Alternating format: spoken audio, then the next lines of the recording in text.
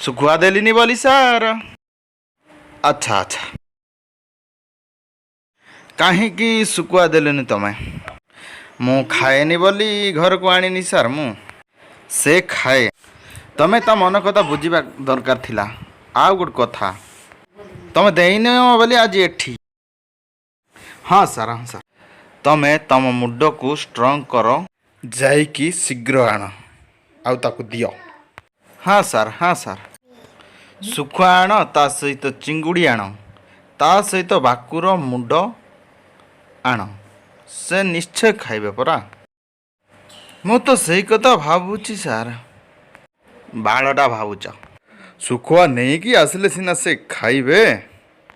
ଟିକେ ବଡ଼ କରି ରୋଷେଇଟା କରିବ ଆଉ ଅନ୍ୟ ଲୋକକୁ ବି ଡାକିବ। ଆଉ ଅନ୍ୟ ଲୋକ ବି କେତେଜଣ ଖୁସି ହେବେ। ହଁ ସାର୍, ଏବେ ତମେ ଯାଅ, ଶୀଘ୍ର ନେଇକି ଆସ, ଯାଅ।